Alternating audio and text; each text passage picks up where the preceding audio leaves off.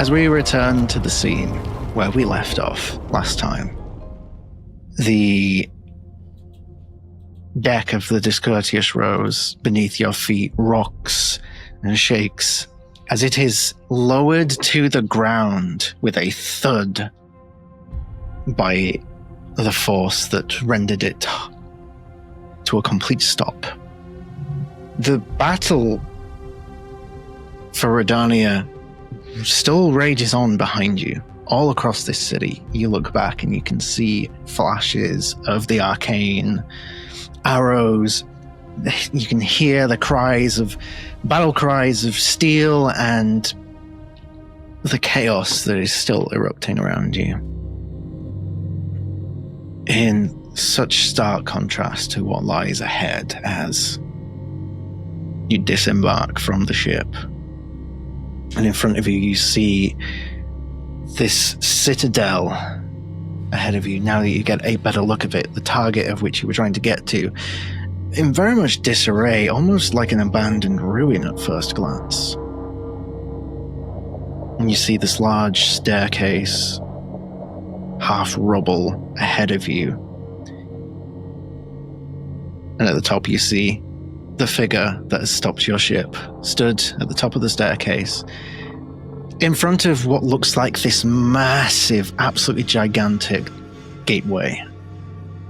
Frike, you would know this as the Pale Gate. You're not sure how you know this.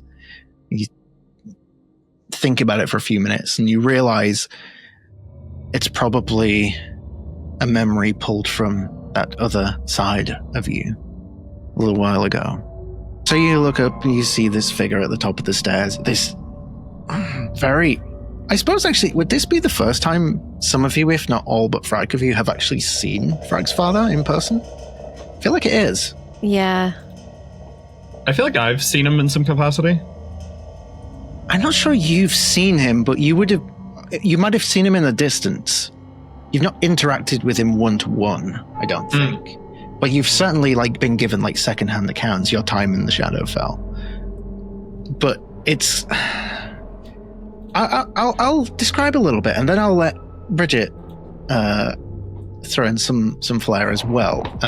But basically, it's like looking at an older, more masculine version of Frike. 8-9 feet tall. This is a large entity, wearing this obsidian coated armor that is rusted and rotted, and you see as you look at the armor the rotted parts are moving, very much akin to the rot that you are all too familiar with at this point. And the ever familiar white hair and purple eyes, the same eyes as Frike. Anything you would like to add, Frike? Not sure that I could add anything else because they've interacted, but I don't think she's paid that much attention before because he was always a dream, and now he's actually here, and I think everyone else would kind of see her square her shoulders and just kind of meet his gaze head on. All right.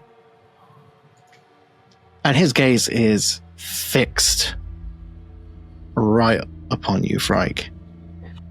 And he takes one step forward. So he stood at the very top step. Kind of matching his stride. Your ship was never meant to make it this far. How persistent of you. If you aren't going to listen to me, if any part of you is just stalling for time before your puppet master emerges, then I'm not saying another word. It's funny in a way. In the saddest way. You must have so many ideas about me. All they ever could be were ideas. 'Cause honestly, name one productive conversation we've ever had. I fucking dare you. Well, that would depend upon who you ask.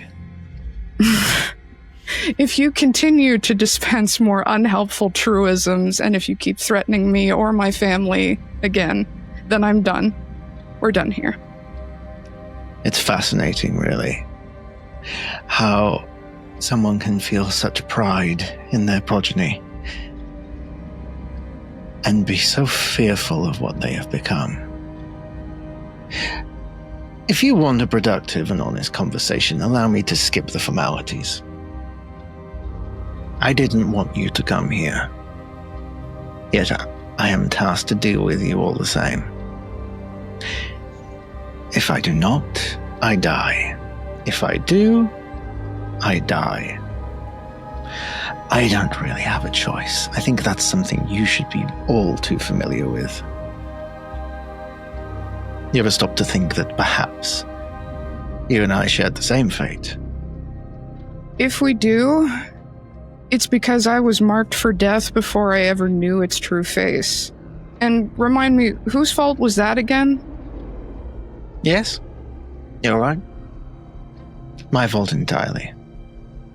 The fault of a father who thought spending 100 years, 200 years, however many years it would take to find a solution. Because he could have just picked someone else. Anyone else. Just kind of laughs in disbelief. And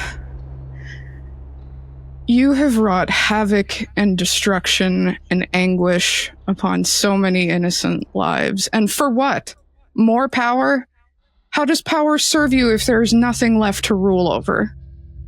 It doesn't. Because it's so closed-minded of you to just see me as that and that alone. Do you think if I hadn't done what I'd done, you wouldn't be standing here now in the condition that you are in, with the talent for wielding death that you possess now? That I never asked for. That you forced upon me, just like you manipulated every single one of my family. Life keeps forcing cruel choices. Death forces much worse. You miserable fool. How has that worked out for you so far? How about for the rest of the family that you have wielded like instruments for your deluded machinations? Are any of them still here to praise the dread Lord Katara? Are they? And you can see a real sadness in his face as you say that. Frike, there was no family. Why should I believe you now? Whether you do or not, it makes no difference. You make me sick. If any part of who you used to be still lingers, then I hope your inevitable ruin is swift.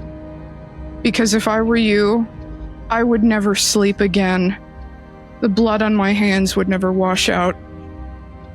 You don't know how correct you are. Only one of us is going through that door. I'd hate for it to be you. Because what waits beyond that door? As cruel as I may be, I would not wish upon any single being. I know it makes no sense and seems incredibly stupid to offer oblivion as recompense, but the alternative is far worse. Frike, you may very well kill me here and now. You are capable. You may be more capable than even I. But what waits behind that door for you? I would rather kill you at my own hands than see you succumb to that. And that would be probably the one and only kindness this father could ever give you. So decide. Whatever you decide, I will accept. It makes no difference to me because I'm dead either way. So, you can either walk through that gate, or you don't. Do you know why I stayed in the Shadowfell for so long? I stayed because I was at the mercy of the forces dictating my fate. I left because, according to your grand illusions of who my family was supposed to be, life was possible outside of our home. I left, and I was hopeless for a very long time. I learned that we are not ruled by destiny, by fate. We can make our own choices. And on the off chance that the rot hasn't devoured whatever semblance of a soul that you have left, I hope you'll see that. Make your choice. He looks to the rest of the group. You've found strong allies. I wish it were enough. You don't want me to make this choice. He wants us to make this choice. He wants you to make this choice. Don't do it. Just don't. Sir. What would you propose? Just leave while there's a moment to leave, and maybe if I ever see you again, we'll have that confrontation, but the important part is that it will be on our terms, which is all I've ever wanted. A life on my terms, making my own decisions. If I leave, my soul is sundered from this place. That's what happens when you are a leashed dog. If you want me to leave, I'll leave. But you will condemn me to die. Then, what, the same thing will happen if you go through that gate? Pretty much. If we're meant to die today, why not both of us? Walk through that gate with me. Fight with me. And maybe we'll stand a chance. We've fought that bastard before, and we nearly died because of it. I didn't think you were the type to accept the chain around your neck. Go ahead and make a persuasion check. Can, in this moment, Mr. Timey place his hand on Frike's shoulder and give it just a gentle squeeze and cast guidance? Yeah. Please. Okay. Is there anything we could say to potentially give advantage? It looks like I have inspiration, so I'm going to use it. Well, we have momentum, don't we? Yes. Okay. Guidance is at a D4? Yep. Guidance is a D4, and then you have your momentum to use, not inspiration. Okay, remind me how that works again. For any momentum points that you've got, you can add a +1. A +1, okay. Which spends them. How many momentum? I think I have 2. It'll be on your character sheet. Okay. It's been a while. Yeah, it has. I have 2 in my notes. Okay. So you can spend those 2 to add a +2. Yeah, I'd like that. It's guidance and the momentum and the modifier, it's a 19. 19. DC was 20. Can I gift her my my momentum? Yeah, I was thinking. Take it all. Just chuck. Let me double check what I wrote for the rules for momentum. I thought you could. That's what I thought. I was gonna say, yeah. You can give it to others up to 5. is what I've written down. But don't you have to declare that before the roll? Let me check what I wrote down for the rules. Fair enough. I think I only had 1 point. I can't remember how many points of momentum I had, but I didn't use any. So I would just need one. It's fine, you know. If you fail the roll, you get one back. Woohoo! That's true. Yeah. Then just reload the save. It's fine. save scumming. Did we save before meeting Daddy-O?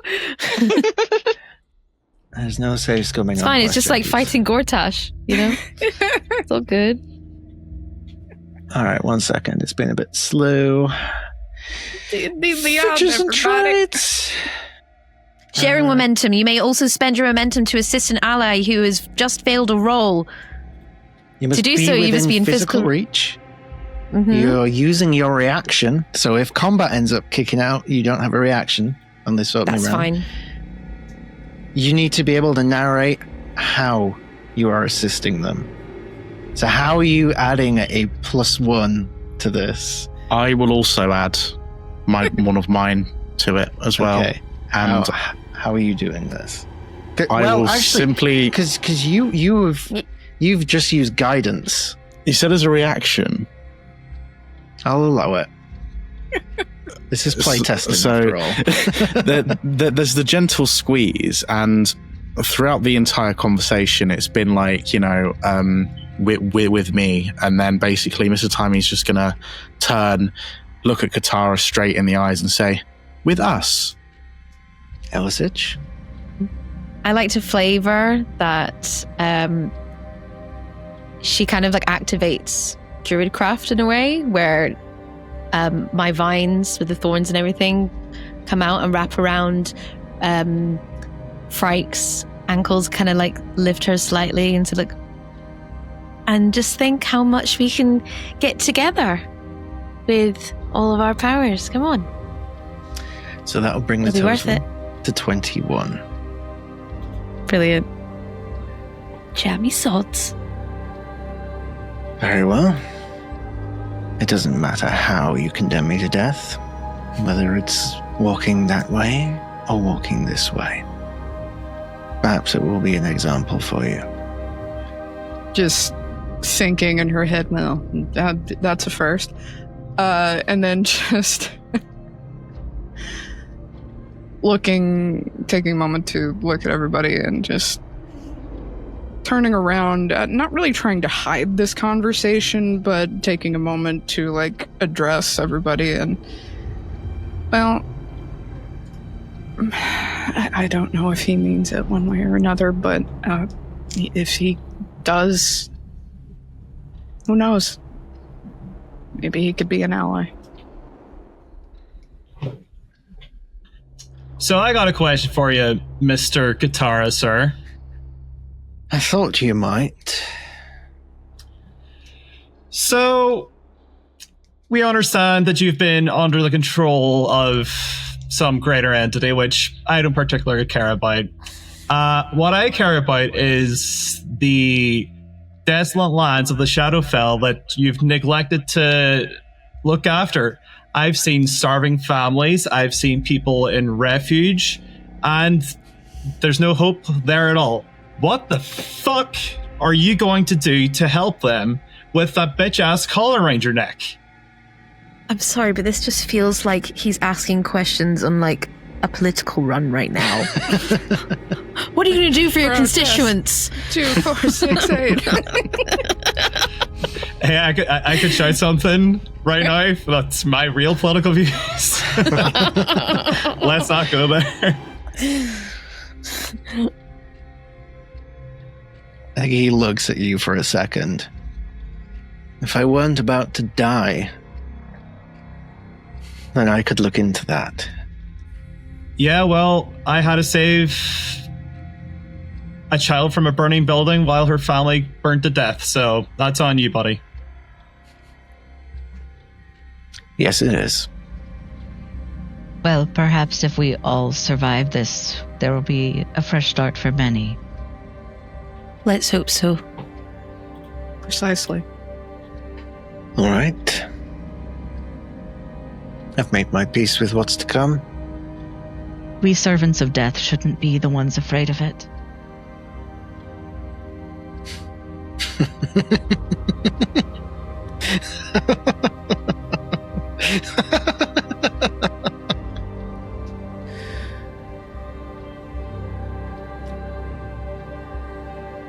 Oh, I'm concerned.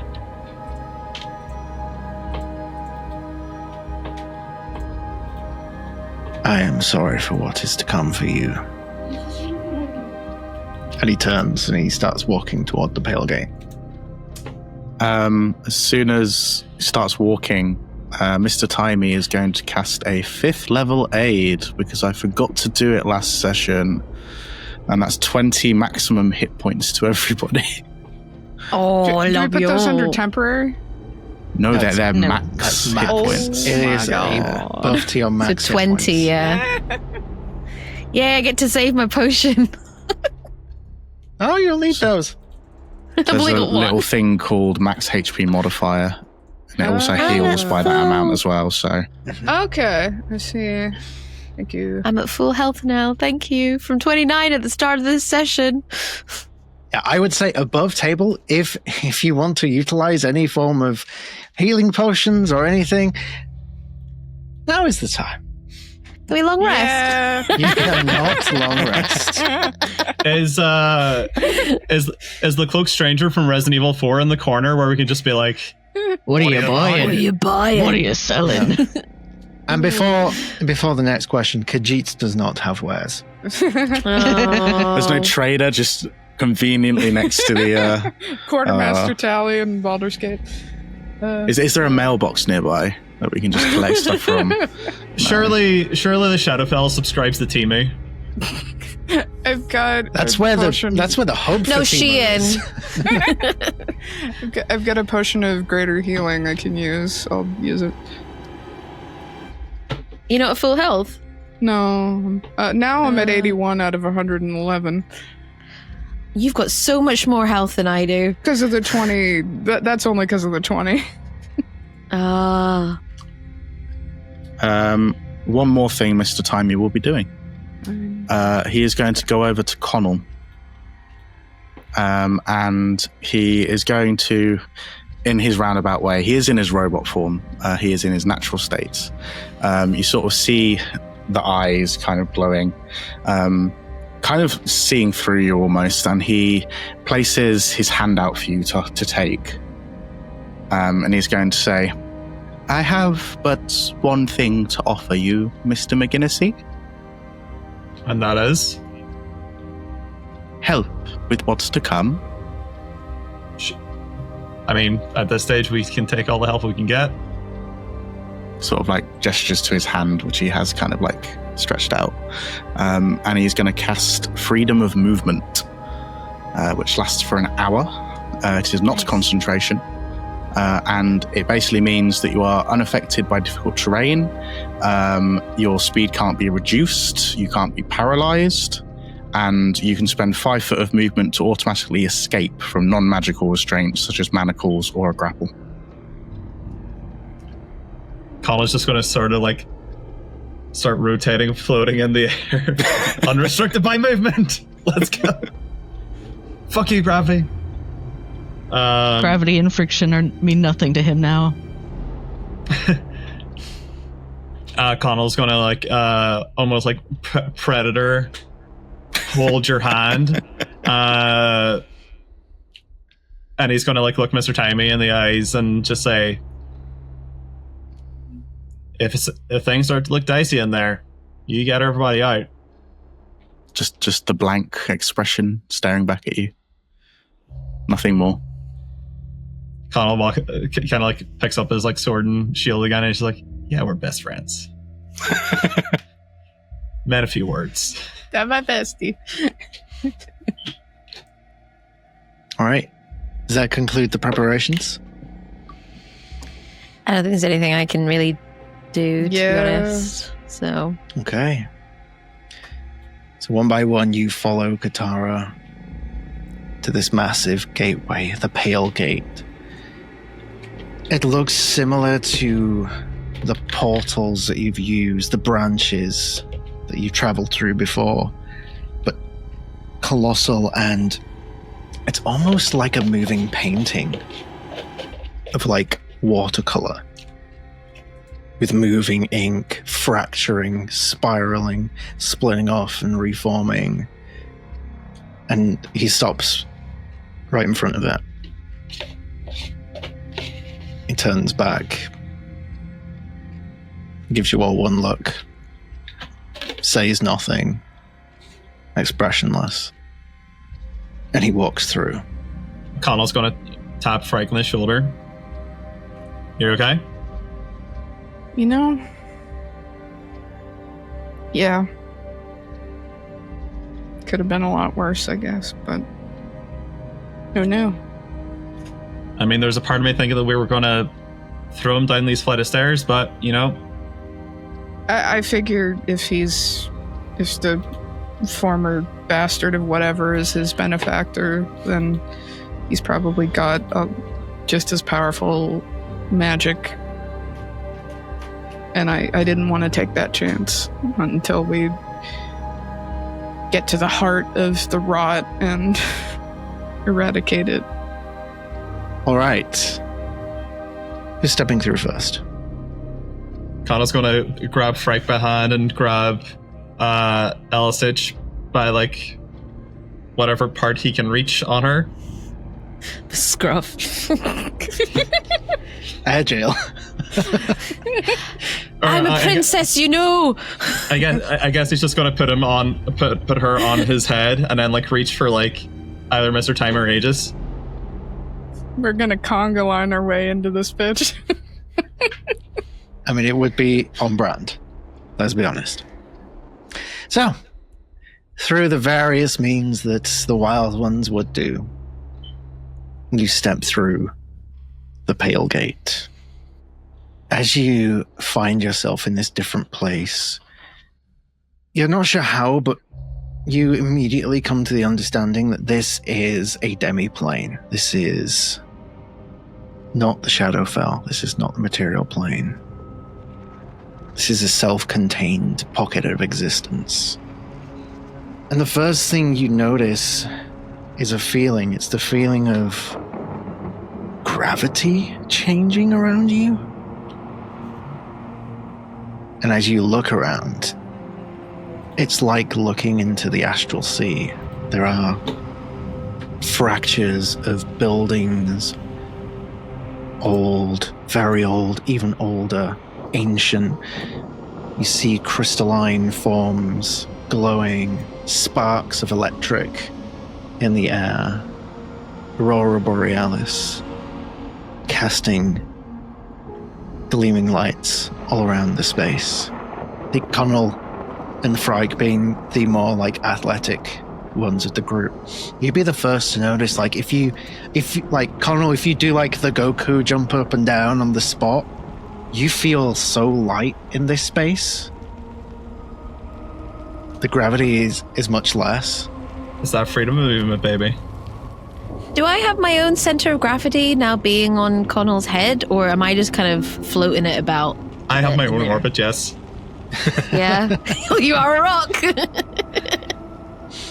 I would say if you were to let go and lower down to the ground, it would happen considerably slower than you would be used to. Oh. I don't even need to use my dragon constellation. This is great. Arms and we hocus pocus walk our way forward. How about this? I cast Druidcraft and the vines tie us together. As you cast Druidcraft, Oh no, don't. vines please, do not appear, but dark tendrils of rot that carry out the command that you had requested of the Druidcraft, but it is, I guess we could call it Rotcraft in this place. Guys, I don't think I like this. I'm not going to do the touchy, sorry, and then just going to make it just go back No in. touchy. I'm no touchy, sorry. Mr. Timey, There is a sense of familiarity about this place. You can't quite put your finger on it. But you do feel different. Something feels different. A good way, but you haven't quite figured it out just yet. We'll say you're processing this information as we speak. He's unzipping it. It's going through WinRAR. Sorry, I'm just very nervous. This is why I'm making stupid jokes.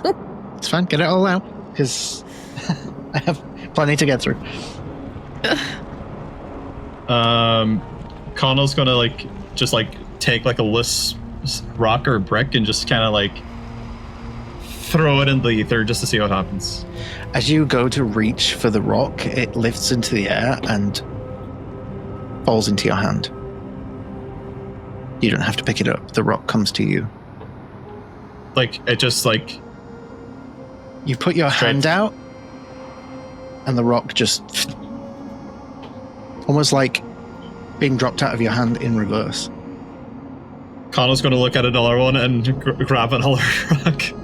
Mm-hmm. And another one, and another one, and another one. It would seem the laws of physics within this place are a little bit interesting. You may have a little bit of control over the space around you that you wouldn't normally. Can Connell attempt to juggle, almost juggle the few rocks that he's lifted? You open up your hands with rocks in, and they start to spiral in the air.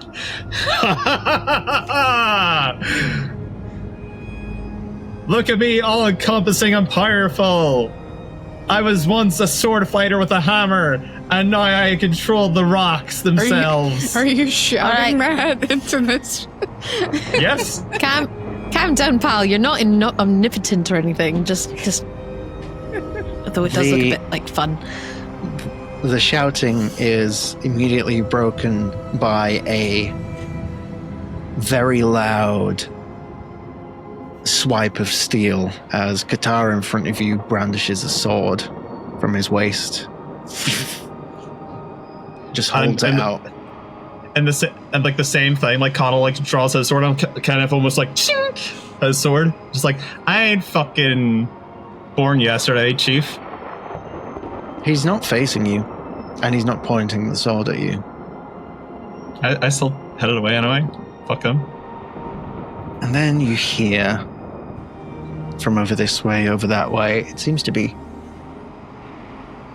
all-encompassing from all sides. Aww. How diligent you are, Wyld Ones. Dragging your little lantern through my halls, as if light were a solvent strong enough to unmake the dark. You have crossed thresholds I archived long before your ancestors learned to know their own names. Your existence is a tapestry badly woven. Ask my pet over there, Katara. His life knots itself, then frays. But I am the mercy of scissors. Well, rock beats scissors, bitch. The next thing you notice Oh no. is a flash of light, completely engulfing your vision. And as your vision comes back, you see Death, stood with the severed head of Katara in his hand. In an instant. Fuck. Oh no. Almost He's flying. I don't like it. almost Shakespearean in a way as he looks at it and smiles. And rot begins to pour out of his wrist and all around this head until there's nothing left. And he flicks his hand, flicks the rod away. Well, Welcome to the Pale Gate. Apologies, how rude. Do not mistake my inevitability for malice. I do not hate any of you.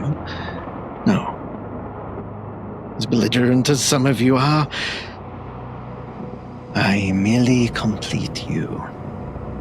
But I'm glad you're here. Here to witness the end of all things.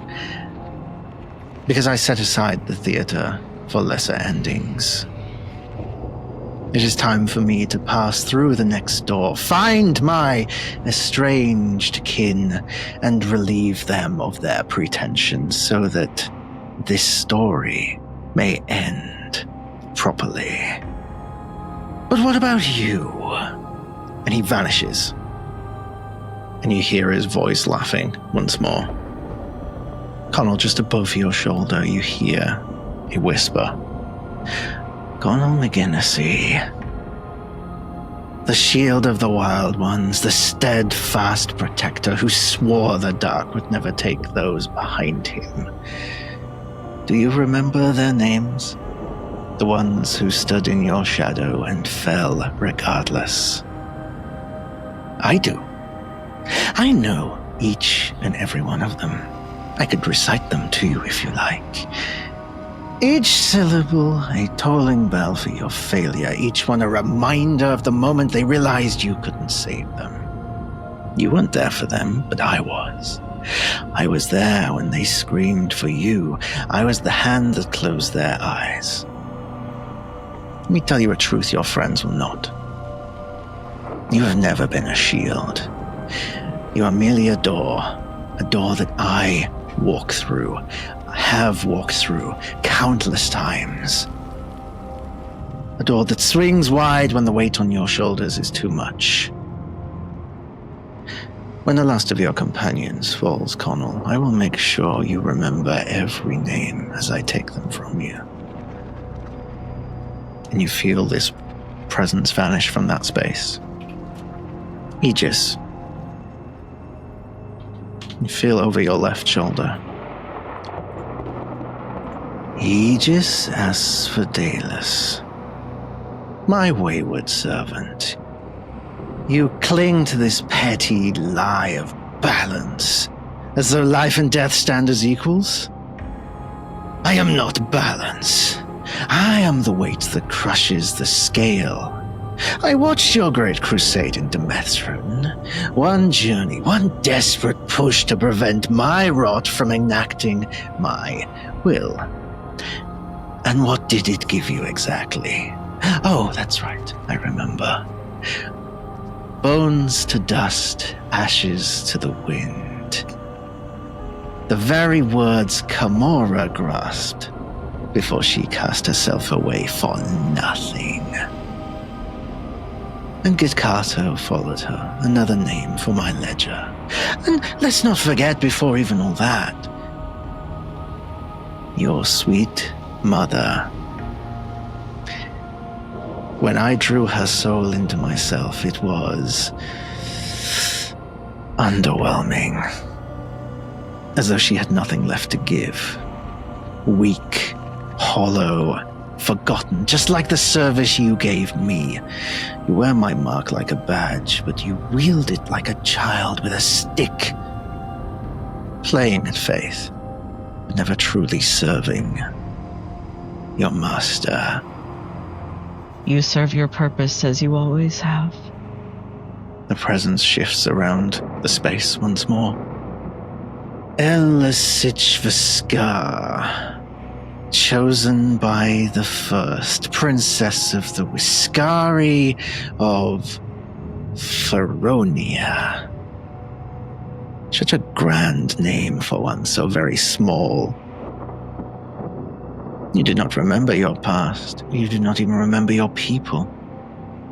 You walk through the world chasing a purpose you cannot even name, gazing at stars while the earth beneath you lies empty. Your people are gone. The place you were meant to rule is nothing but silence now. And you are nothing but a shadow cast by a crown you abandoned before you could even wear it.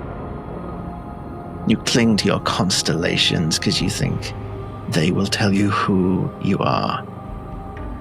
But they will not. They will burn out one by one, and you will follow. And soon you will join your people in the only kingdom left to you. Mine. Vanishes from the space. Mr. Timey, you feel this presence go through you as if not even recognizing your existence. Frike. My beautiful, inevitable creation. Did you truly think you were ever free? Your birth was my will. Your banishment from the Shadowfell was my hand.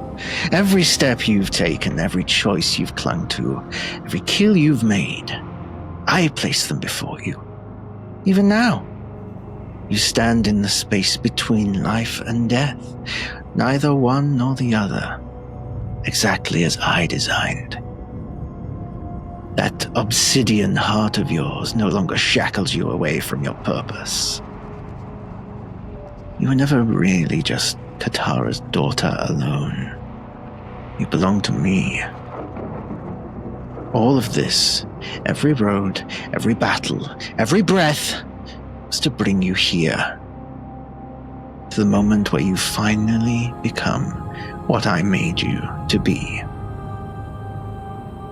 Cast off the mortal filth that clings to you, and take your rightful place at my side. My angel of death. My eternal scythe. My inevitable end. You all see he reappears at the edge of this bridge in front of you. Lifts his hands up. Or not. Oh, is that it? Or were there about 10 more monologues for you to get through today before you meet your quota? I can always find another. I'm gonna need everyone to roll initiative. Cunt. God. You know, I have a theory. I'm sure you have several at this point. 14. 14. 16. And 18. 19. 19. Did you say 16, Aylin? I did, yes. Thank you. 18. 18. Mr. Timey. Natural 20 for a total of 19. For a total of 19. Beautiful. Yeah, brother. I mean, if you want to get your creds out of the way now, feel free. Alright, let me roll for death. Okay. Alright. Nice knowing you guys. Since we're fighting death, what happens when we get death saving throws? Well, we have I'm death- just looking at my that's spell the sheet. fun I've got part. Wall of Death here, which is completely useless. Do we have death killing throws where we just kill death automatically and win? Only one way to find out. So.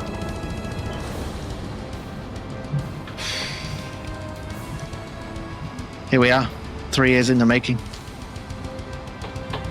Really, really nervous. If you can't tell. It's fine. I'm sure it's fine. Let's go and fuck some shit up, shit cunts. Let's do this. Top of the round, we have a lair action. I need everyone to make a wisdom saving throw. Connell loves these. DC 18. Dirty 20. Dirty 20. I got a... What's that? 25. 25. Very good. 18. 18. Meets it, beats it. 23. 23. Holy shit, guys. I got a 6. That seems about Oh, right. baby boy! Oh. I'm just checking everything I have to make sure. No. Go ahead. No worries. So at the top of the round, as Death lifts his hands up, the like star patterns in the background, the aurora borealis, like shift like a spinning clock, and a wind picks up that blushes past like a gale. It puts like a chill down your spine. The most of you are able to shrug it off, but Connell, something about this, maybe it's because you've gotten so quickly used to the lightness that you feel here, but this is a weight, this presence ahead of you, and it gives you the frightened condition till the end of your next turn. Which is fine because it is your turn. So you're frightened until the end of this turn. So, you said gravity is working all different here. Like, things are kind of... things are, like, weightless, in a sense. It feels certainly lighter, not entirely weightless. When Connell was, like, picking up the rock, like, how much, like, dust and debris were getting lifted in the air? How much? Not a right lot. Would you say this area is particularly dusty? In places it would be, yeah. Okay, so because I can't attack and because I'm scared as shit, here's my proposition. Connell's going to wail the ground 3 times with his hammer to almost like have like rocks and debris like fly up and almost create like a mask around us. Okay. And probably with like all that extra gravityness, like the dust and debris will kind of like stay up longer than it would normally. Make me the nature of this, I would call the most ideal stat, I'm sure, but make me an Arcana check. Okay, to add extra oomph to this and just to have me set up additionally, Connell's going to use Giant's Bite, and flavor-wise in the past, I've always had like steam or mist comes out of Connell. That probably has no literal effect here, but in addition to the extra mass that the hammer's going to come down, that will hopefully help the smoke screen. Sure. And for some reason, I've got advantage in Arcana, so let's go. So that is a flat 13. Flat 13. Okay. I will say that you will be able to do this, but it won't be immediate. It will be probably by the time you start your next turn. It'll sort of reach its peak, shall we say. Does turning giant help at all? If you're turning giant, I will... Let me have a look here. I have too many windows up. I will say... I'll allow it. Alright. Well, like I say, I hit the hammer on the ground with my 3 attack actions to almost create like a dust cloud if it's there. If it takes the next turn to above everybody, sure. That'll do. All right, does that finish your turn? Yeah. Okie dokie. That will bring us to Mr. Timey. Proceeding as normal for now? Proceeding as normal for now, yes. Okay. I just love seeing Bridget's reactions. It's just amazing. Love it. Mrs. Timey is going to first things first is step forward to sort of like get a little bit closer, probably to the edge of the bridge because he's currently at the back. And how do I want to start this off? I can kind of see what Connell's trying to do. So I have the Mold Earth cantrip.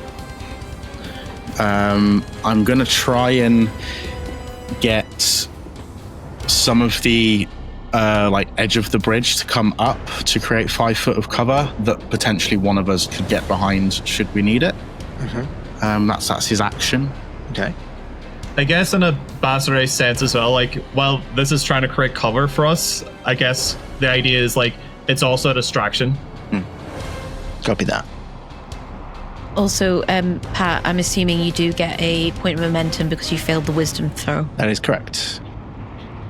Just to answer your question. Yes. Do keep track of those. They may come in handy. You can have a max of 5 at any time. Yeah. You can share.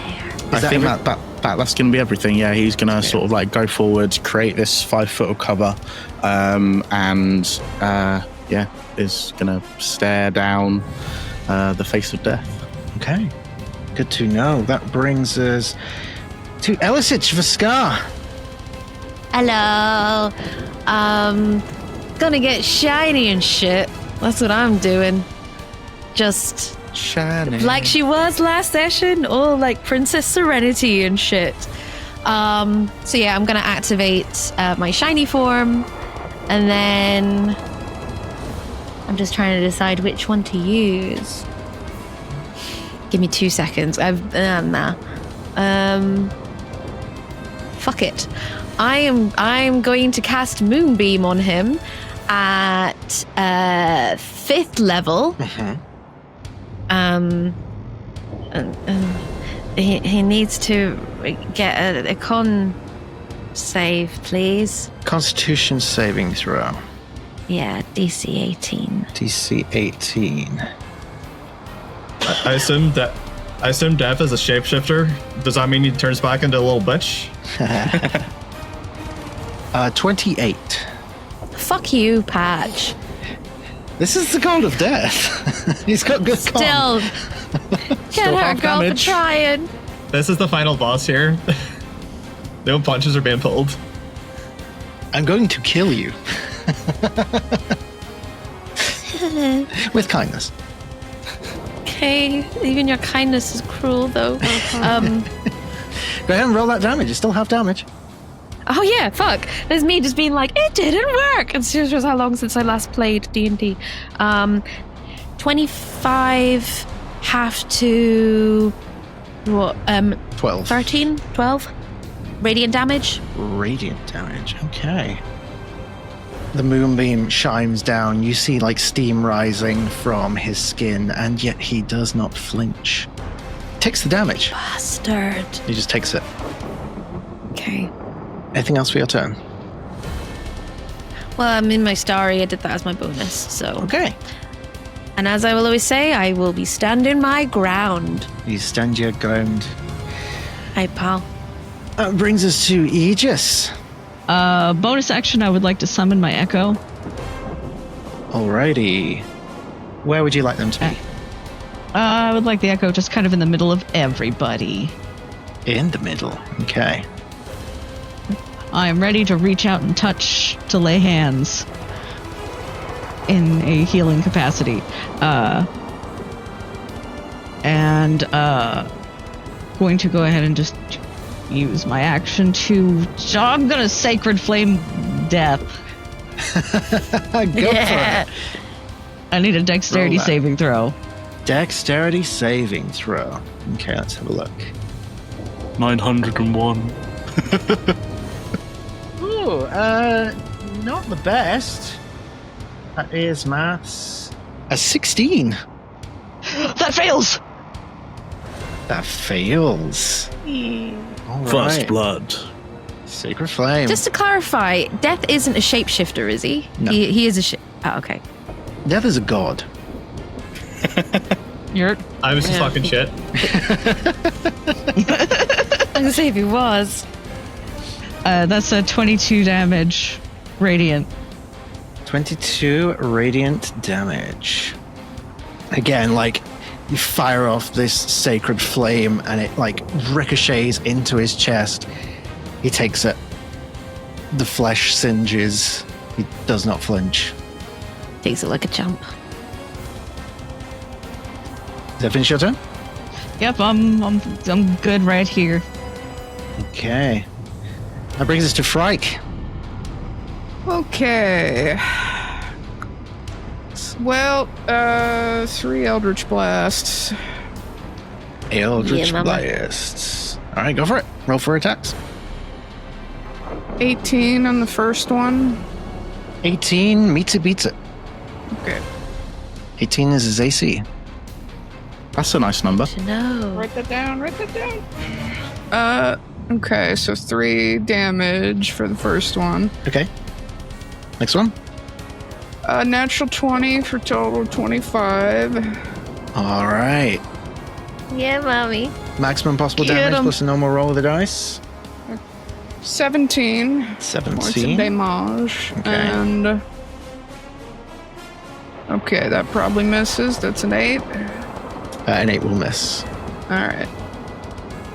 Spend a key point to enter patient defense, and that'll be me. All right, you enter patient defense. These eldritch blasts, again, crashing into his form, skin singeing. He takes it. Which brings us to Death's turn. Doesn't he need to roll for damage from Moonbeam? Start of his turn. Yeah. Go ahead and roll that damage. So, con save first, isn't it? You have to roll. Con save. 23. Fuck on God. Let's see. 22 for 11 points of radiant damage. 11 points radiant. Okay. He takes it as he steps out of the moonbeam across the bridge. I suppose this could be a little bit fun. He's going to use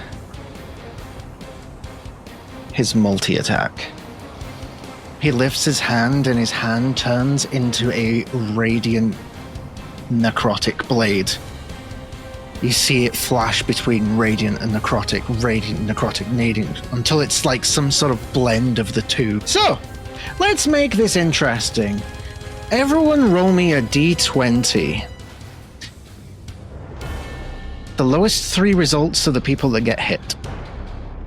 What? Wow. Are you How did- kidding? Well, What did you get, Aelin? an 8.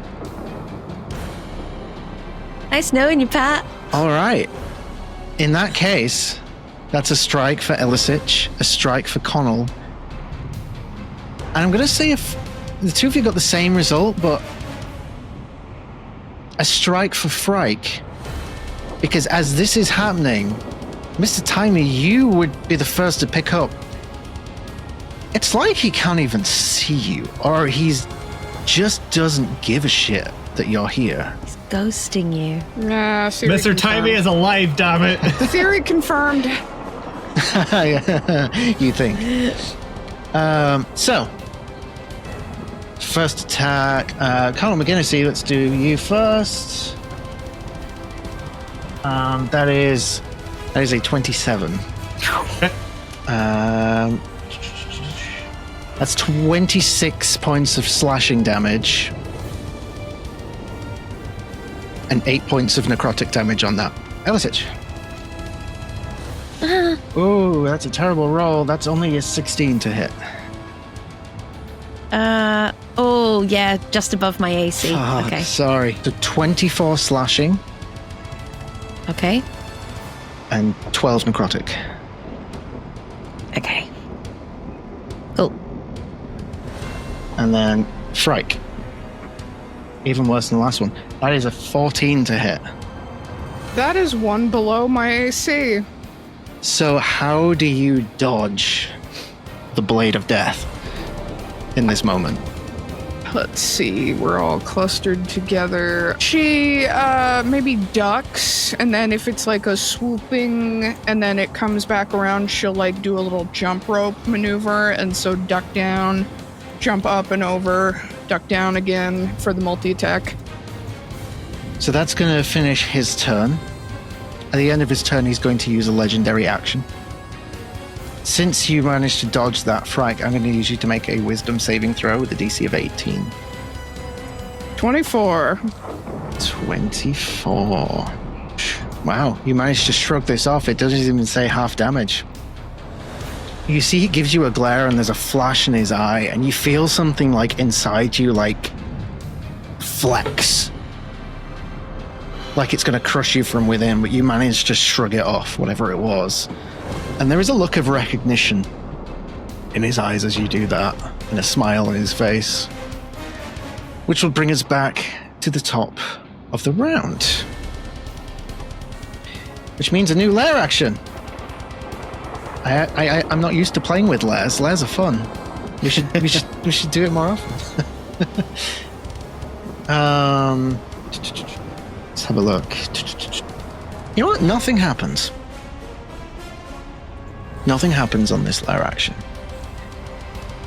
And instead, we go back to the top of the round. Connell McGinnisy, you are no longer frightened.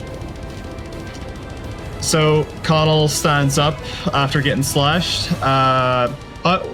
What's the dust situation like? Did it do anything worthwhile? I'd say it's a pretty decent covering, yeah. Okay. So mainly because I'm listening to the Jin soundtrack at the minute as this fight's going on. Connell is going to sprint. He's going to sprint along Mr. Timey's like little mound, and at the tip of like the mound, he's going to jump off and he's going to activate his ultimate shield ability. So he just like lets out this big god curling roar, like as he like gets a sword and shield, he gets a sword and he like attempts to like jump on Death and like just slash him 3 times with the sword. Let's fucking go. First attack. First attack is 11 plus 9, which is a filthy 20. Filthy 20 will hit. Okay, second attack is... That is a 2 plus 9. Maths on a Monday. 2 plus 9, 11. 11. Have I got anything to make it just up? No, I don't think so. And another one. That is 8 plus 9, which is... 17. 17. 17 just misses. Okay, so one of those attacks hits. So that is 1d8, 2d8. Let's go. So that is 7 plus 4, which is 11, plus 5, which is 16, which plus the force damage, 23 points of damage as Connell's. I guess the first 2 slashes, he's trying to get his balance, and he just like kind of like drives the third one in and fucks up Death. Saves the day. If only it was so simple, child. He says to you as you do it. He looks Death right in his like little skull hollow eye sockets, and he says, if you think any of the people that I've attempted to save are suffering right now, let me just tell you, buddy. I can look you straight in the eye and say, I don't fear you. I'm not afraid. Fucking take me with you. You'll be the last one to die. And you'll be the first. Anything else for your turn? Because it's go large or go home time, Connell's going to activate Fire Rune. So when you hit a creature with a weapon attack, you can invoke the runes. 2d6 of fire damage. Let's fucking go. That is 9 points of fire damage, and he must succeed. Death must succeed in a strength saving throw of 16. Strength save of 16. That is a dirty 20. Alright, he takes that fire damage. And how much was that as again? The 9 points of fire damage. 9 fire. Gotcha. So the fiery chains kind of like erupt from the sword, kind of latch around his body, but like they just kind of like sizzle off and leave like the fireness. All right. Anything else? That's it. That's me. All right. That brings us to Mr. Timey. Mr. Timey, that feeling of something changing something new. Sorry. Something. A sneeze. It's growing in you, whatever it is. You feel like you're on the cusp of figuring it out. You guys start to see like a little twitch in his head, and like a few sparks start to come from like the collar.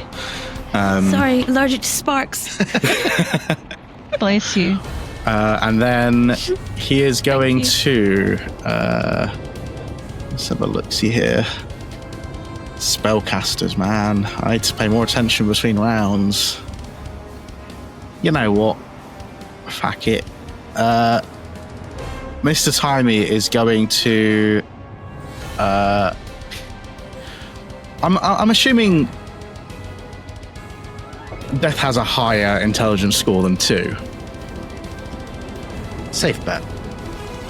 So you're going to see like a cog in the side of Mr. Timey's, like where his ear would be, start to rapidly twirl, and he is going to cast Rowlthim's Psychic Lance Nice. at Death.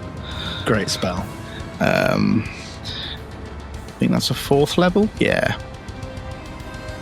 So he needs to make me a intelligence saving throw DC 16. DC 16. Not one of his best saves. And that's a natural 1.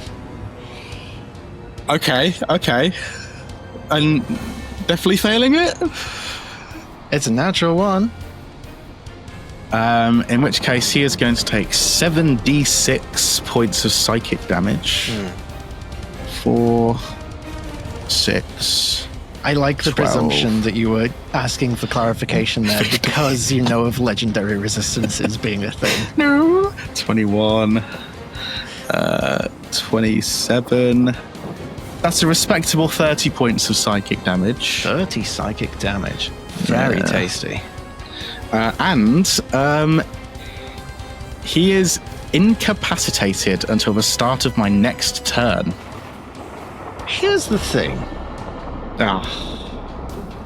You get the sense that he is immune to such things. And yet you also get the sense that he is going along with it. Like he's faking it? Like you've just given him the idea to do nothing instead. So wait, Damn it. what? Okay. Sure. I blacked out for a second there. What? So, Mr. Timey used a spell which, on a fail, causes the target to be incapacitated. Yeah. Mr. Timey gets the feeling that despite being able to tell that Death is immune to such things, he's electing to be incapacitated. Keeping up appearances. You could say that. I don't like this Death guy. You're not supposed to. This is a very strange feeling for Mr. Timey, and he's going to duck behind his own cover. You'll just like see him just go like an elevator, almost just like slowly descend so that he's behind the mold earth. And as you do, again, you're not even sure if he's noticed you properly. He's not looked at you. He's not reacted. Cogs are literally starting to turn. Yeah, Does that finish your turn? it does. Okay. Ellis, Serge. We are back with you. How close is he to me? How close is Death to you? Yeah. You are very close to Death. You are 30 feet away, to be precise. God. Okay, this is fun. Where am I? Okay. I would like to move back a bit. Just a little bit behind Aegis. I'm gonna cast Guiding Bolt at third level even. Okay. Does a 26 hit? A 26 will definitely hit. Yay. Okay. So 66. That is 17 points of radiant damage. 17 radiant. And then as my bonus action, He also is now glowing, which is the other thing that happens with Guiding Bolt. So the next attack on him does have advantage. cool. In that case, fuck healing myself.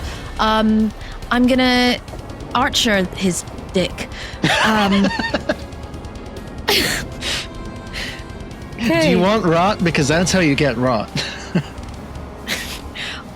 So 27? 27 will hit. Okay. Where the fuck are my d8s now? 16 points of radiant damage. 16 radiant. Amazing. These attacks burrow straight into his forearms, the sizzling of skin and the most minimal of reactions continued. In fact, Connell, with you being this close to him, give me a perception check. Okay, so I got advantage on perception checks, and I got a whorish 20. A whorish 20. Okay. So as we move to the next turn in combat with Aegis, Connell, you will notice he uses all of his legendary actions this round to use Divine Heal. And you watch his flesh reassemble, and he restores all of his spent hit points.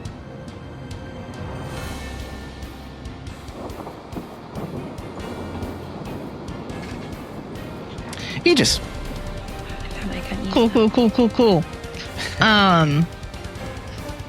Anyways, I'm gonna start blasting. Yeah. That's going to be a natural 20 on the guiding bolt, first level, Hell yeah. and so that's 24 plus the rolled, which is 20, so a total of 44 radiant damage. 44 radiant damage. Booyah. I love guiding bolt so fucking much. And Hadouken. there's going to be that glowing aura, so Frike has advantage on her first attack. So Hell yeah. that's me done. Finish you. All right, Frank. Yep. You are up. So say I try to use Blessing of the Raven Queen and get right about next to Connell, I'll say. Okay. Just as a point of order. In fact, you hear Death say, just as a point of order.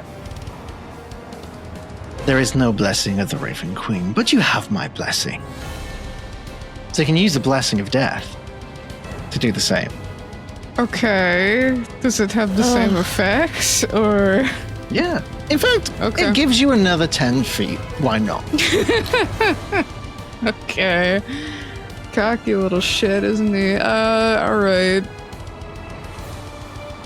Pulling out the Vicious Battle Axe.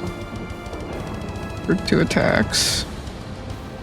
Oh wait, advantage, right? I don't need it because it was 21 for the first one. You can still chase the crit.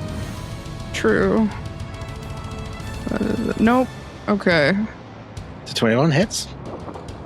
Yeah. 21 hits, 16 I'm pretty sure doesn't hit, so. Come on. Alright. It's a grand total of 1 slashing damage. 1? Yeah. God Because damn. it's a 1d10. Yeah, but doesn't a vicious battle axe give you more? Only if you crit. But there's no other damage modifier on it? Oh, I guess, 1d10 plus 1, so 2. It's a 2. Every hit point counts. I'll say as you swing that, he catches it, so it cuts into his hand. You feel it sink into his palm. Because he catches it, he's able to hold off most of the force in it. He's not gonna steal it, is he? No. Okay.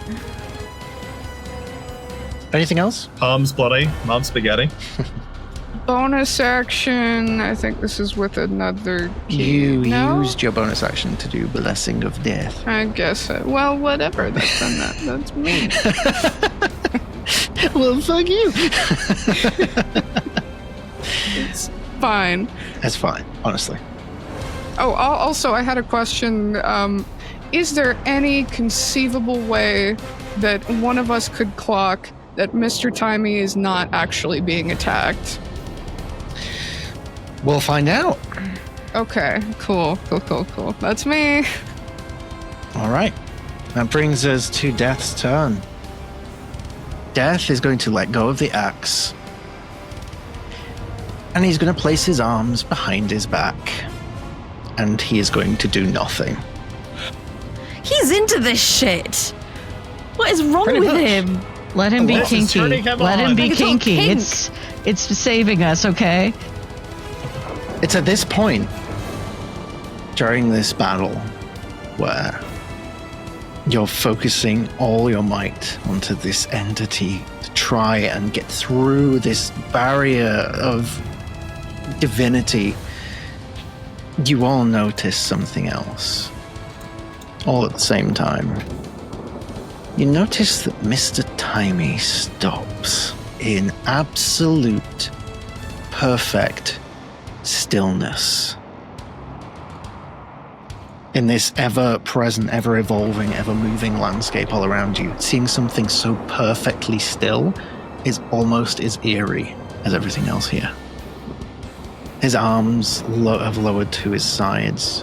The constant mechanical whir in his chest of those cogs turning deepens into a low, resonant hum like a single note stuck on a piano. For you, Mr. Timey, I will DM you, and I will let you know above table. Your prime directive has been unredacted. Oh no, he's gonna kill us. So I just need to send Artie something. He's turning from Mr. Timey into Mr. It's Timey for your death. The rest of you watch as slowly his head tilts upward, and his eyes are no longer glowing in the way that you've begun to know, that you've become all too accustomed to. When you see him in this form, they begin to shift, sliding through constellations you do not recognize, through sigils older than memory, star fields that bend and reform in patterns you can't even begin to comprehend. Deep within him, like 1,000 locked doors, all thrown open at once, circuits awaken that have never fired before. His perception sharpens to an impossible clarity, not just faster, but infinite. He sees the world not as chance and consequence, but as perfect design. Every piece precisely where it should be. And then you hear it, not just Mr. Timey's voice, but a chorus of others layered over one another, metallic, human, foreign, divine. Some speak in languages you know, some you don't. Some in voices that feel like they've been dead for centuries. They all speak in harmony until his own familiar voice cuts through, calm and unshaking. Paradox Crucible online. Celestial alignment achieved. Engaging Prime Directive. The arena shudders. The shattered stone all around you splits apart. The floor begins to fall back in perfect symmetry. The ground around you is shifting, changing. You start to see a flower of interlocking gears and rings of starlight apparate in the space around you. Every edge lined with glowing runes. You see Mr. Timey vanish from the space that he's in, reappearing across the battlefield. And as you look over there in this fraction of a second where all this has happened, you turn your head and you see Mr. Timey's chest, the plates on it part open like petals, opening to reveal an intricate form of light. In fact, Mr. Timey, would you like to describe what they see inside? So as his chest opens up, you see essentially a glowing orb. It looks like a ball of swirling mist, except it looks almost incorporeal. It looks kind of, if you imagine the Palantir from Lord of the Rings, it has a swirling sort of interior with no exterior shell. And from it, you can see that it is exuding bright celestial light. It begins to rise above the ground as the shell of Mr. Timey begins to fall away. And as it does, you expect it to clatter into pieces on the ground. But it vanishes and reappears, standing at your side. It turns its gaze to Death with mechanical grace, and for the first time, Death looks at this form of Mr. Timey and stares, and then looks over to this sphere that is glowing, is growing and expanding before threads of pure, burning gold lash outward from the Paradox Crucible, spearing their way into Death's chest. He jerks violently, and for the first time he staggers. These threads pull taut, and something vast, furious, and alive is dragged from him. A storm of black and silver, shrieking with the voices of every soul that has ever passed on. And the Paradox Crucible drinks it in. This is his divine spark. It coils into the Crucible's heart, sealed within a blazing shield of divine energy that warps the air around it and encompasses a large area. Death's head snaps towards the Crucible, his voice trembling, not with fear, but with a rage so pure it distorts the air around him. No! You feel a mental connection be formed in all of your minds between all of you. Like a telepathic bond between the Wyld Ones, with the focus being from Mr. Timey.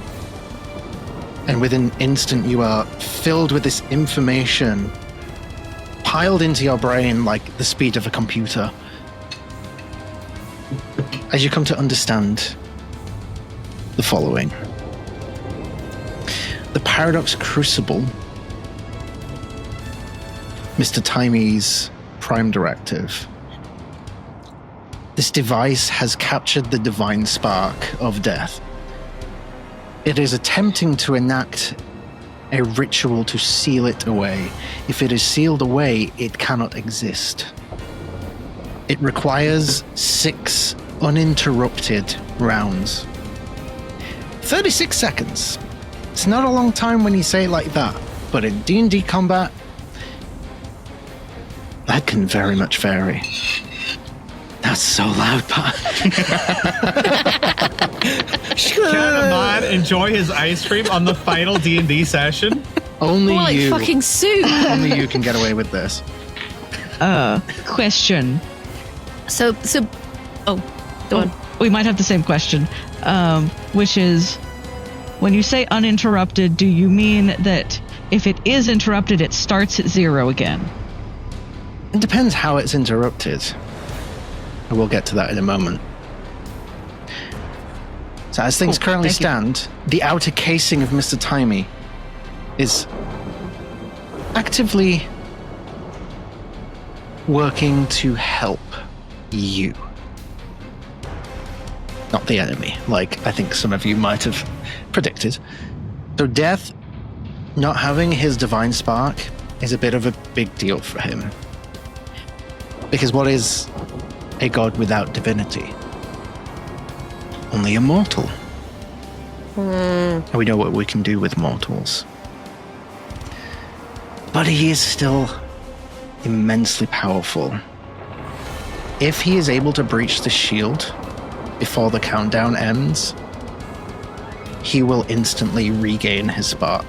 There is no second go with the Paradox Crucible. If it fails, it fails.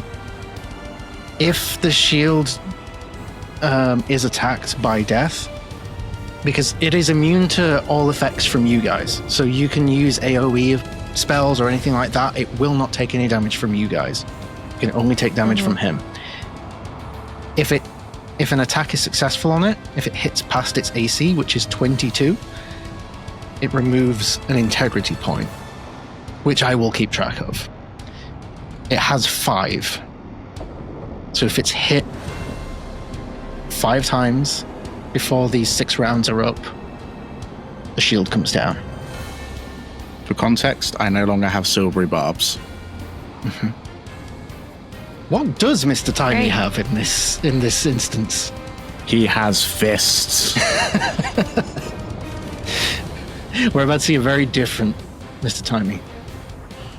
Round 3. Colin McGinnisy. Okay, just so I've got it clear,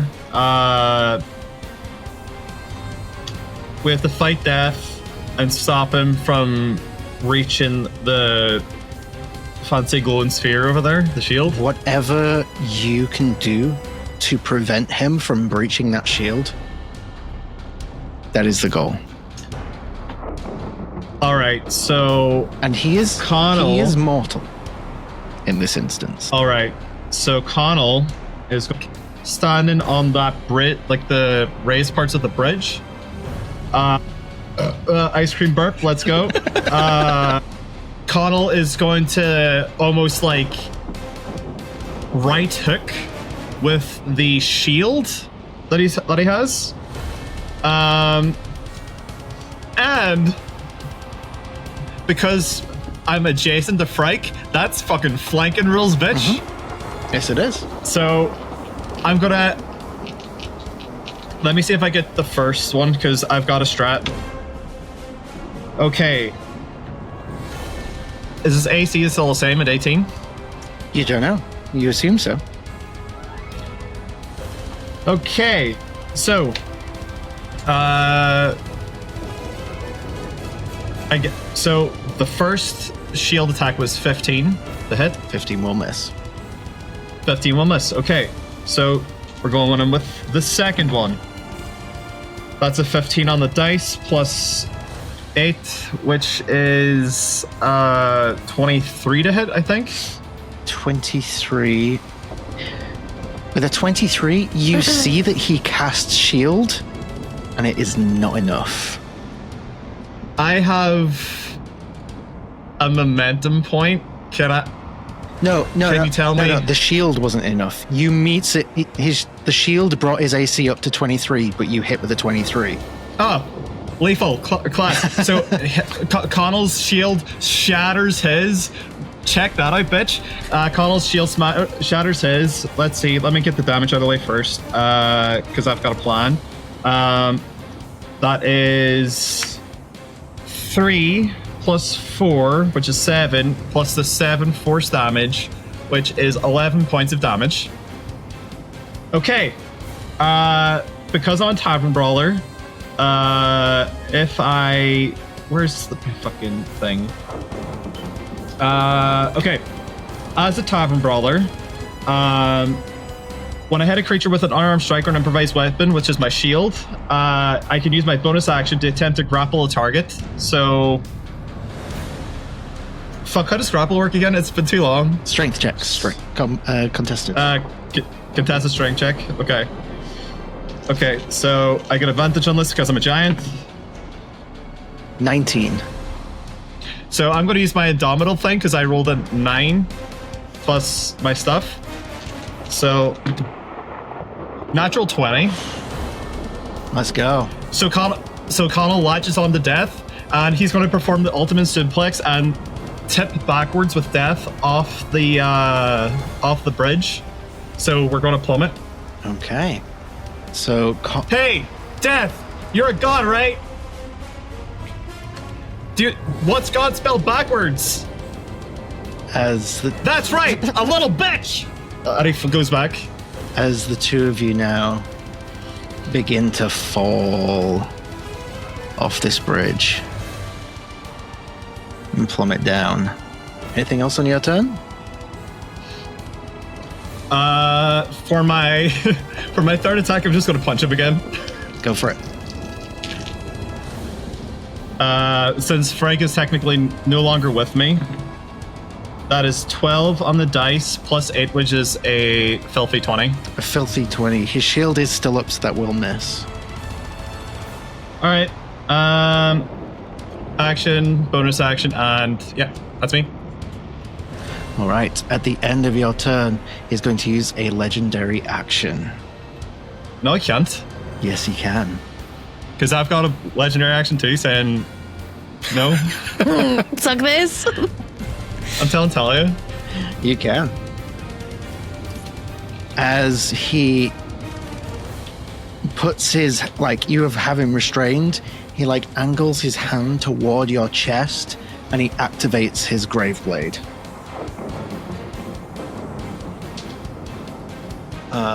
Oof. That is a 30 to hit with a natural 19 on the dice. So I'm gonna, as a reaction, I'm gonna use a runic shield to make him reroll that. Okay. 22 to hit. I like to use my reaction Cosmic Omen, last one. Okay. Yeah. Go ahead and roll for that. Okay. That is a 6. So 6 subtract from what you rolled. 14 slashing, 9 necrotic, with 6 minus off the necrotic, so 3 necrotic. So that's a total of 17.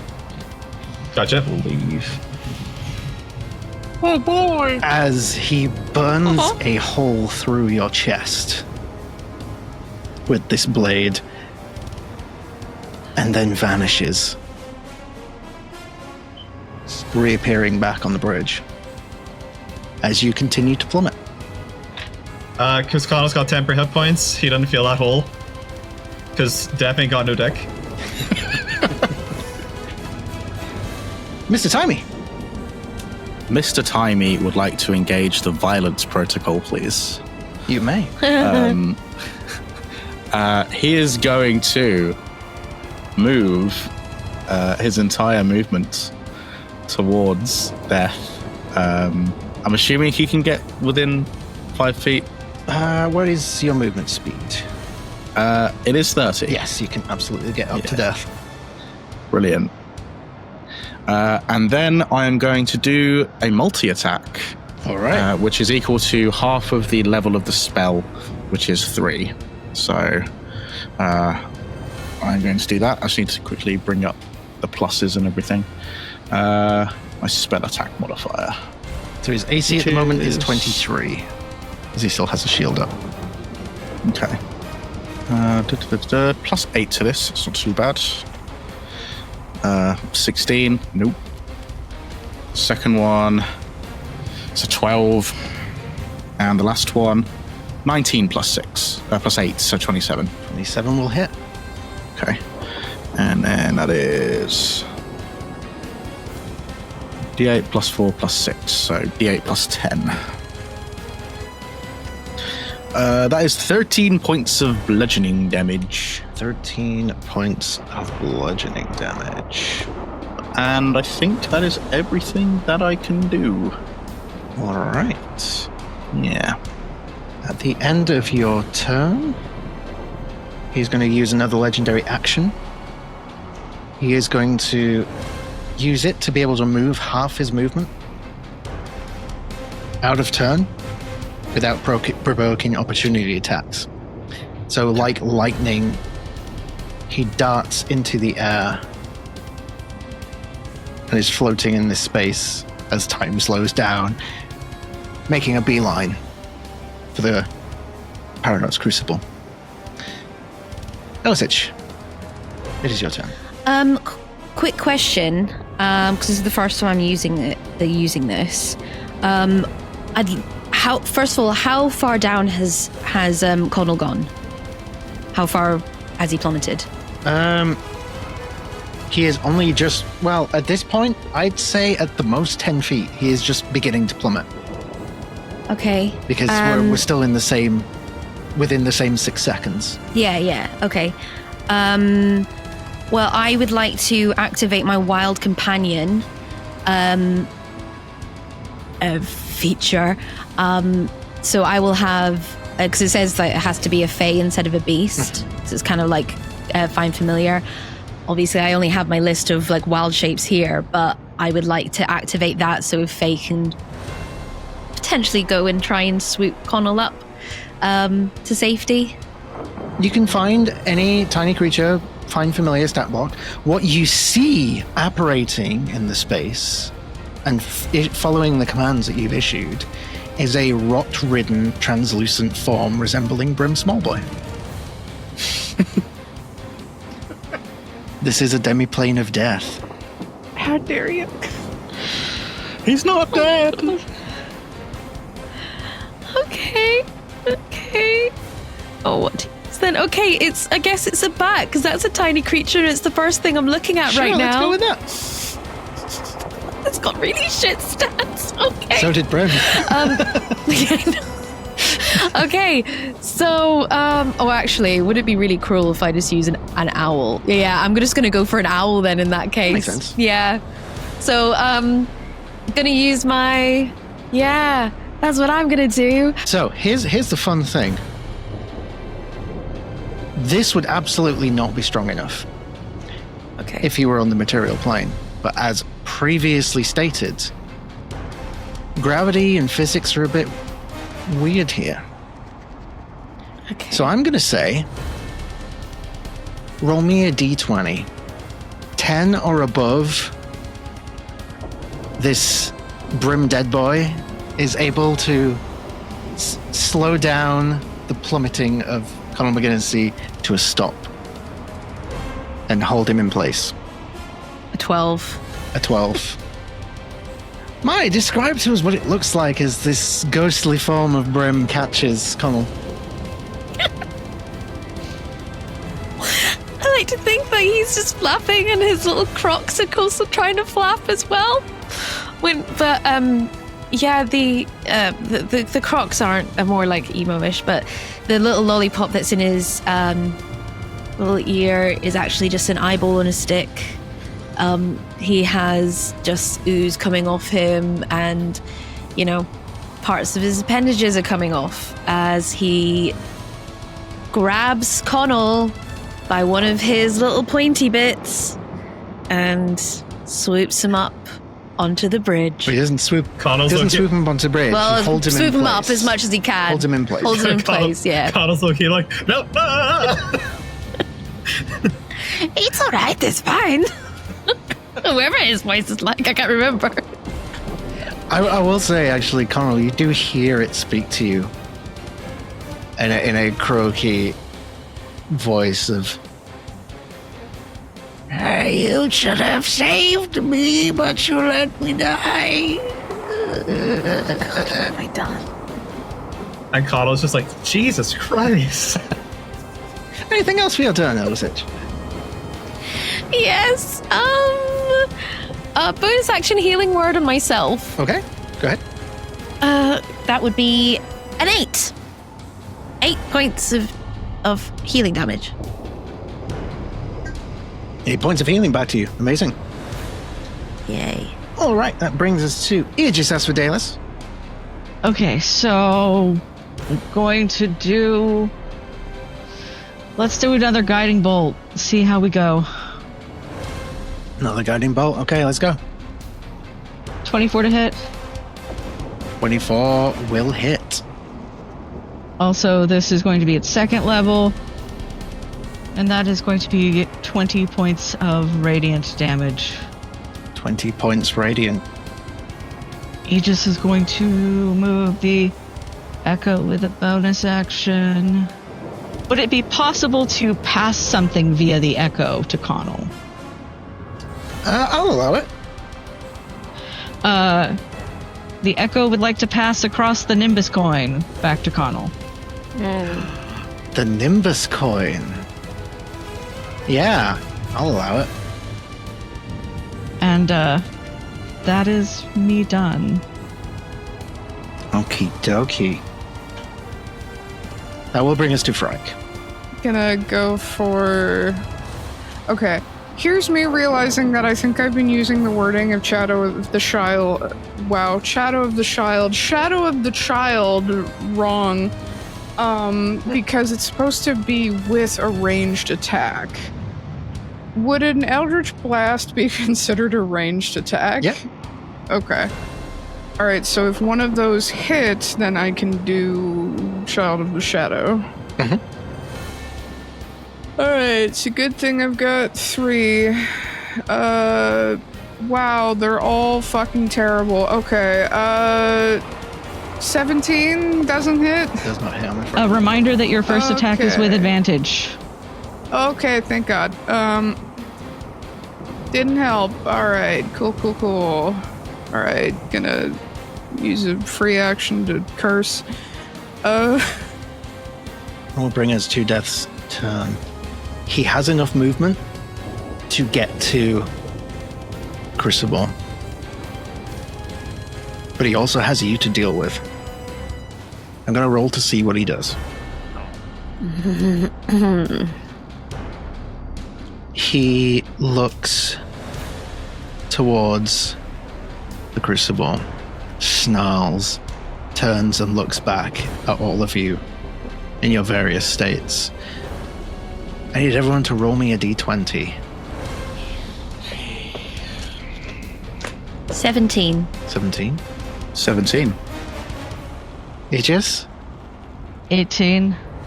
18. Frank ain't doing too good either. Yes, put it to bed. I didn't say what the roll was for. Natural 1, I get back all my HP. Thanks, Patch. Death lifts his hand. You will not stop me. No one will. He lifts his hand, points it out, extending a finger. Elisich, describe to me what happens as you look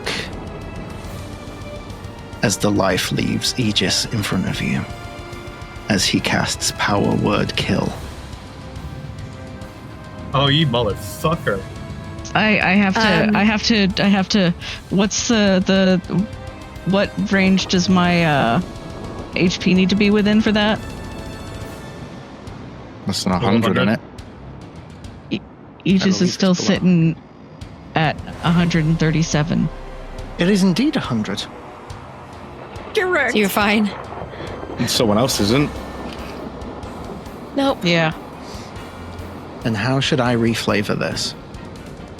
I'm full on having a panic right now. Like God. a mirror beam, maybe? Like if the beam doesn't work in one direction and you shift it? Or see, something to hits someone You want me to else. shift to a different target, Bridget?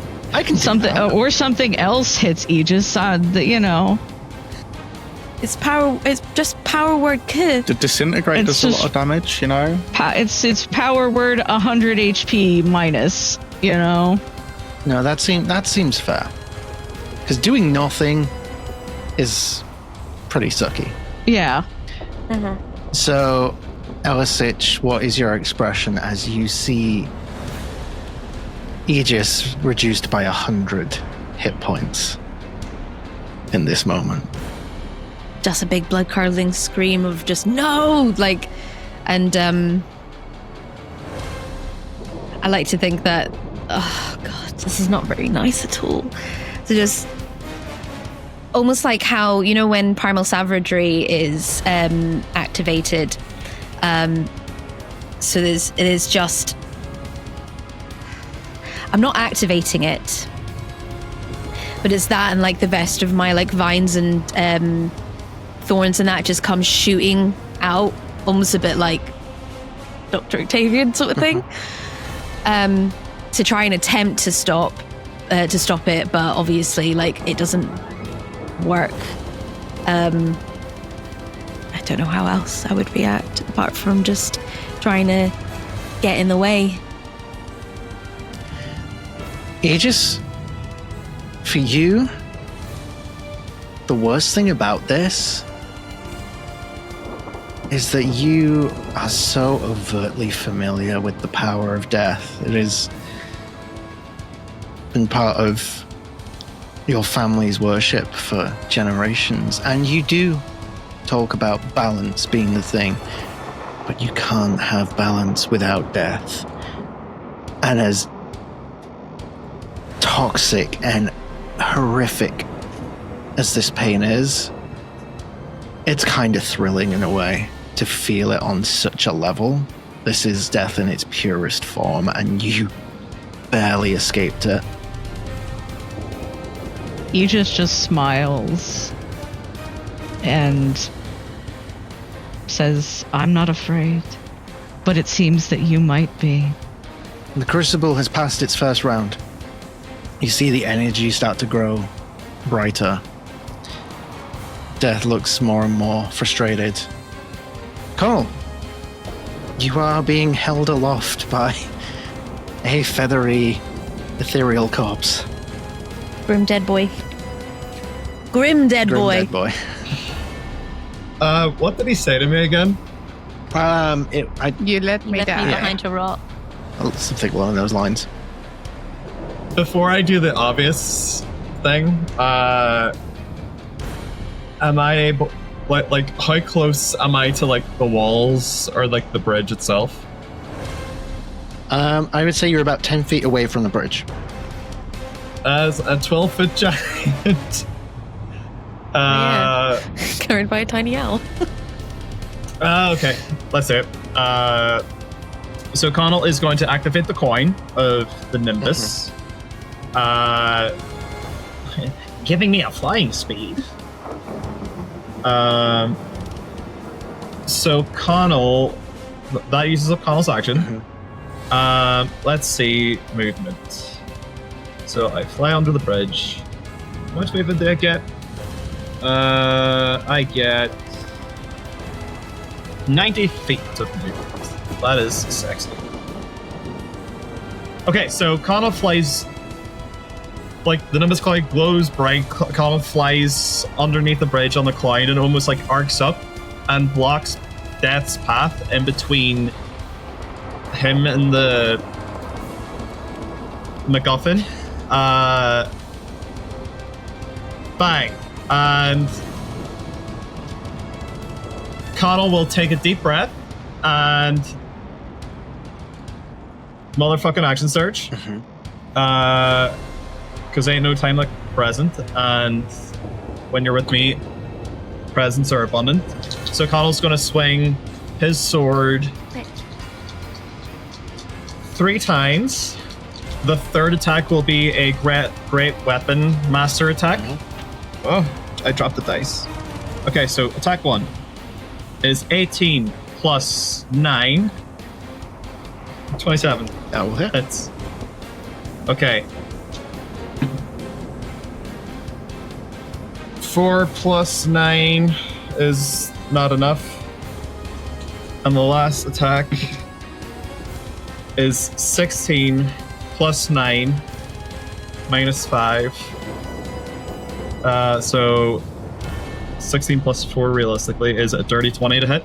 Dirty 20 will hit. Okay.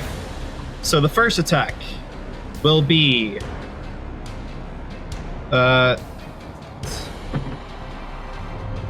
So it's 4 on the dice. Plus 5 is 7. Plus 7 from the super form I have. So that is 14. The second attack was Grey Weapon Master, which gives me what? Plus 10 on damage, I think. Plus 10 to my damage attack, correct. So, sexy. So that is 8 on one dice, 7 on the other. So that is 15. Plus 5 is 20. Plus 7 is 27. Plus 10 is 37. 37. Nice.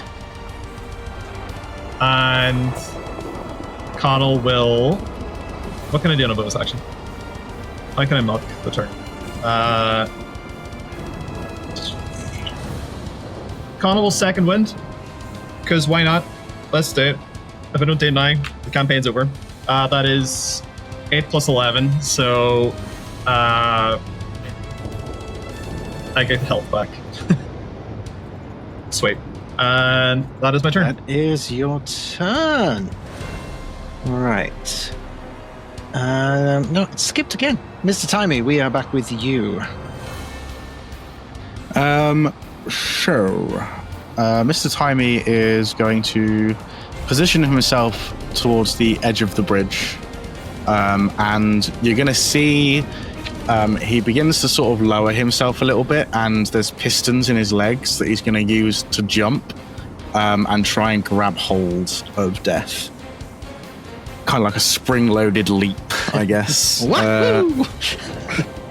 That's 15 plus. I don't think I've got a high strength score. 19. 19 will hit. Nice. So that's for a grapple, sorry. Ah, that's gonna...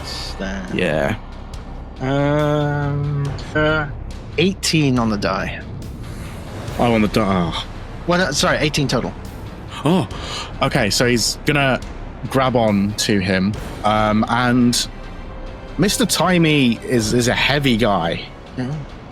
And also with this form, he has a thing called Heated Body, which is a creature that touches the construct or hits it with a melee attack while within 5 feet of it takes 1d10 fire damage.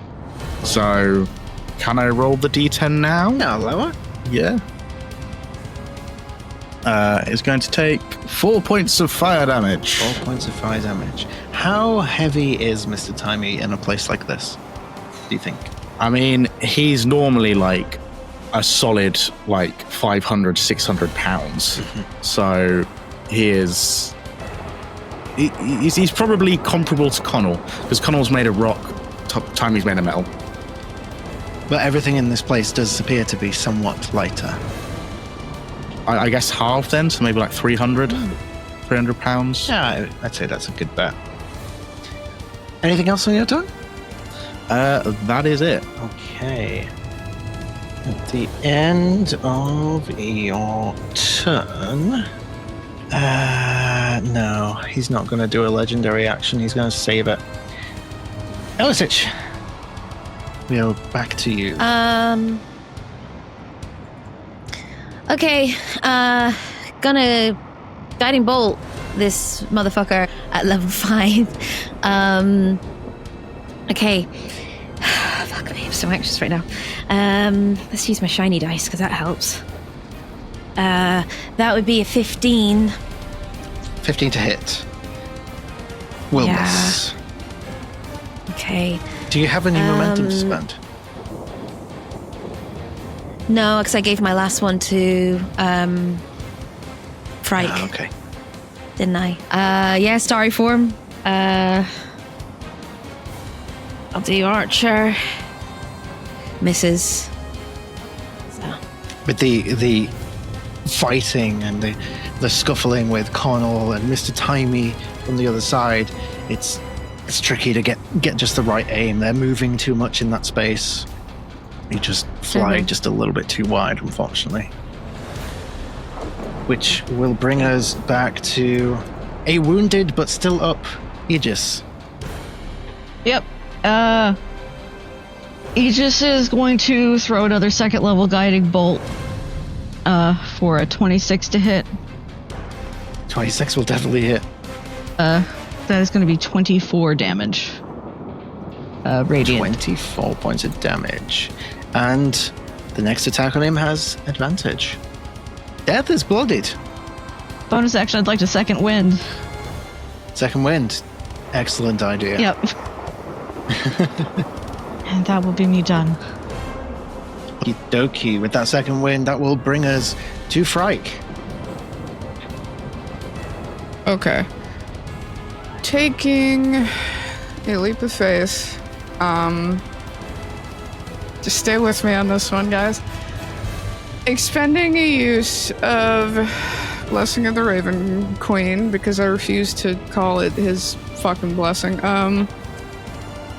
Essentially, I want to land on his back and kind of burrow in like a tick and just hold on. And because she has to hold on, I want to flavor the punch attacks a little bit like, kind of like, I'm thinking of like a karate type move, so like more clawing, I guess, like an attempt to just like drive her fist between his ribs with the intent of just like clawing and ripping. And since we know that he's essentially mortal now, like even if like her fists miss, I think she'll go for like maybe just a straight up bite out of his shoulder, because shit is weird here. So she's attempting to just like hold on while working to just like claw him and like scratch him to smithereens, I think is the idea. All right, go for it. Okay, so 2 punches first. Okay, that is 18 plus 6 for 24 on the first one. 24 will hit. Okay, Was that with advantage? oh right, that was not with advantage. Do I just use advantage on the next one, or You get advantage on the first hit. on the first hit? Yeah. Okay, so I didn't need the advantage. Well, confirm the crits. You might crit. Okay. Yeah. Always check the advantage, because you might get a crit. No, I didn't. Okay. Okay, but I rolled max on the first punch, so 8 from the unarmed strike. Okay. Okay.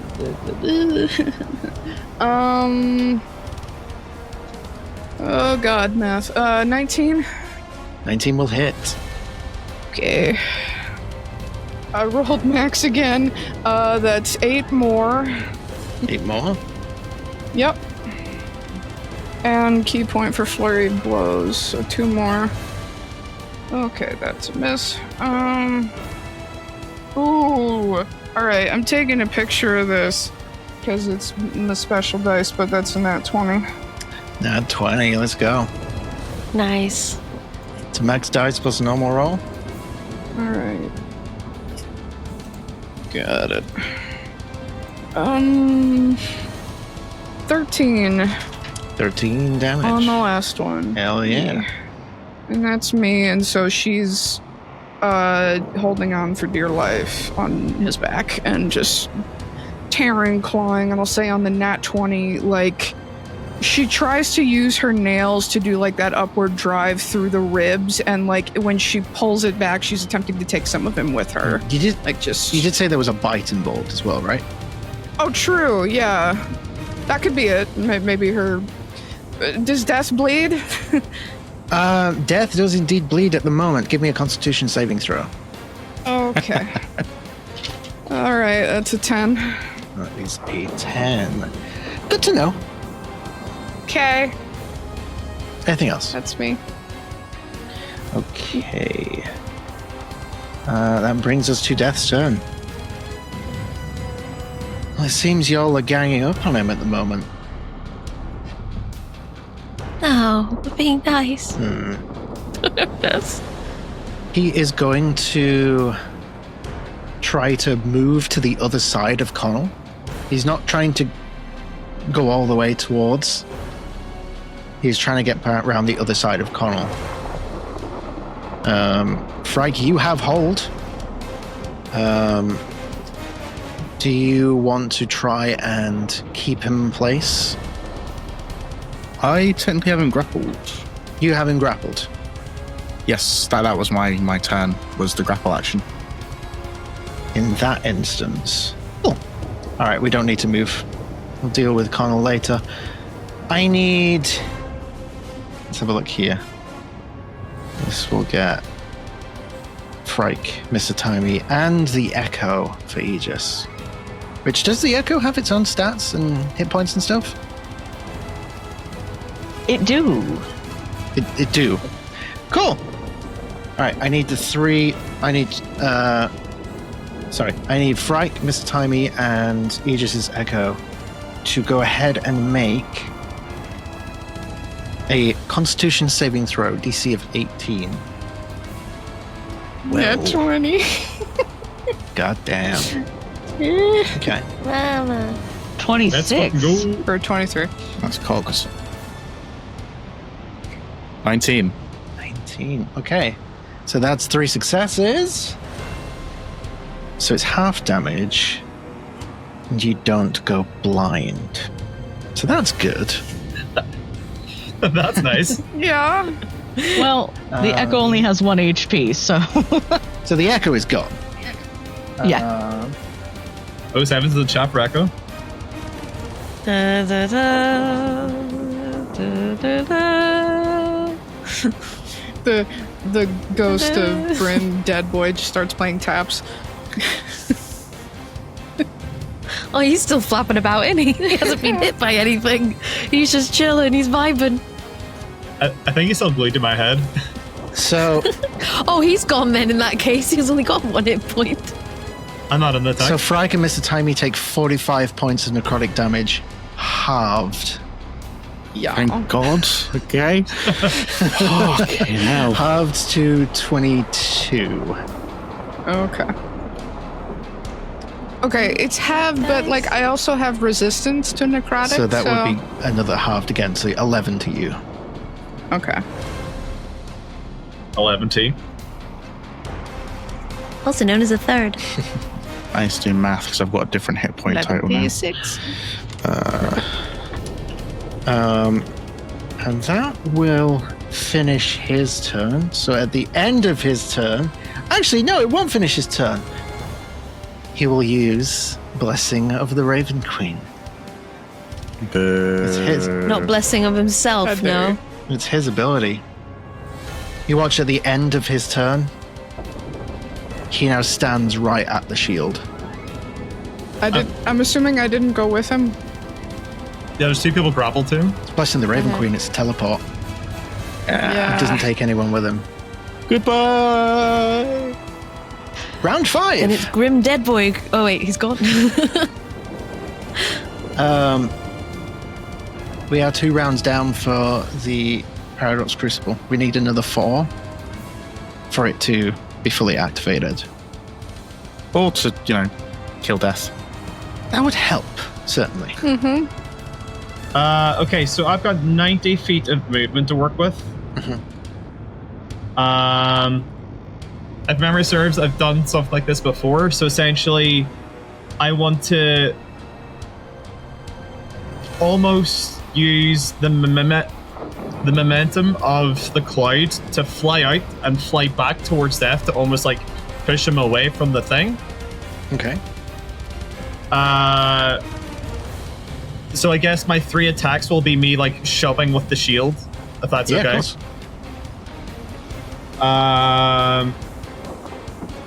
Does you think the momentum of the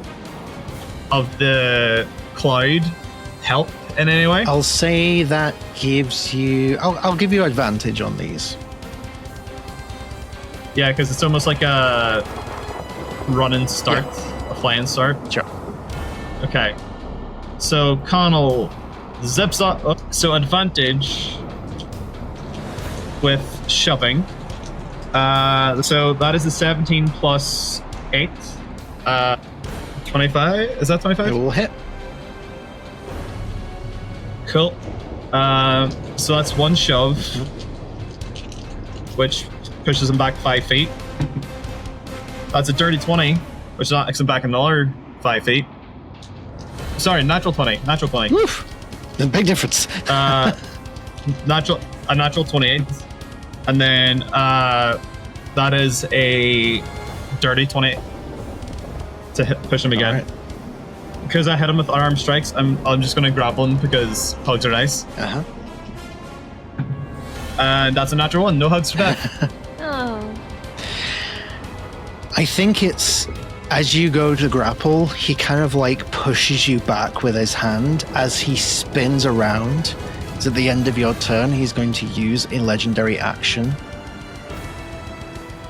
And he snaps his fingers. Clean up this mess. Oh, Frike, you had to go and bite him, didn't you?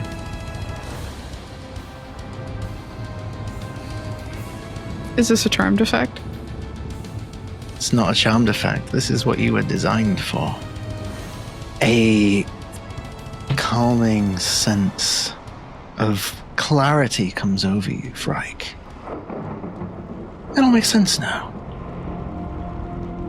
It is this moment that you were designed for. Everything else was just frivolous. These people here are standing in your way. Including death. None of them are worthy of you. So when we come back next week, we'll say your priorities have somewhat changed, Frank. See you next week, guys!